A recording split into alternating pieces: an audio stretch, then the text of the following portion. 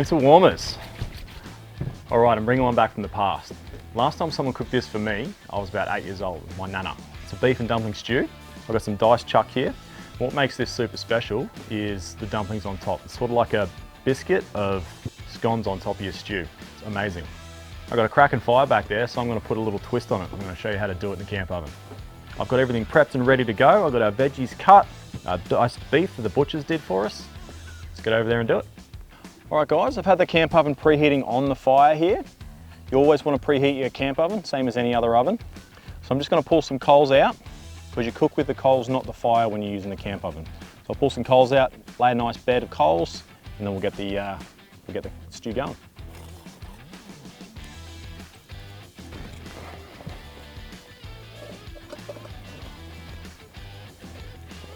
All right, got the camp oven on the coals. It's nice and warm, it's been preheated. So I'm just going to add a little bit of vegetable oil. Remember, for this application, you want to make sure you use vegetable oil. Olive oil might flare up a bit. Its burn temperature is a little bit lower, and it'll just get like a real dirty flavour. So just a little bit of vegetable oil, 2 tablespoons there. I'm going to brown the meat off first, and then take it back out. So we just want to get some nice colour on that meat. A little bit of salt and pepper here as well. Just cover that up while we're browning it up. Give it about 5 minutes. All right, so I've taken the chuck off. It's nice and brown now. I'm going to start frying off the vegetables in stages. So we've brought the camp oven right up on temp, and we'll start with the onions. Want to get some colour on those. Then we'll add the garlic and the tomato paste. So garlic, remember, when you add your garlic and you're frying, you've got to be fast. This crushed stuff cooks really quickly. Tomato paste, cook that out quickly. Carrots, celery and leek. It's not for me. So 1 can should be enough. Round about a cup, a little bit more than a cup and a quarter. Just whatever beer you like. A darker beer will give you a deeper flavour. I usually just pick one for this that I like to drink. So I've just got a Australian Pale Ale there.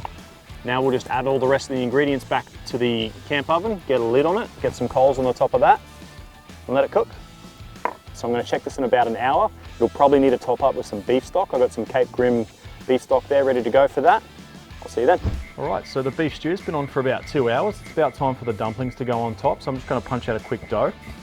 In here I've got self-raising flour, about 120 grams, and a tablespoon of salt. I've just got some butter here that I'm going to rub into it. So you sort of just bring it together with your fingers like a crumble, and then once I've done that, I'm just going to add the milk slowly and bring it together. So you can see that looks a little bit like breadcrumbs. The butter's nice and mixed in there now. Now we're just going to slowly add the milk. So here I've just got half a cup of milk. Just add it in thirds. Right, when it comes together, it's going to be a little bit sticky, but you should be able to make some balls with it. See, I've only added half that milk, and I don't need to add any more. All right, so that's a nice dumpling dough. We're just going to take that onto our board, just sort of flatten it out, sort of fold it. It's called sort of laminating. Just going to add some layers in there, and just let it rest for 5 minutes, and then we'll make little balls out of it. Chuck it on the stew. All right, like a donkey, I forgot to add the cheese. So I'm going to grate it in now. You want to get about 1/4 cup to 1/2 cup of cheese there, and then just fold it in, it'll be fine. I'm using a Parmigiano Reggiano.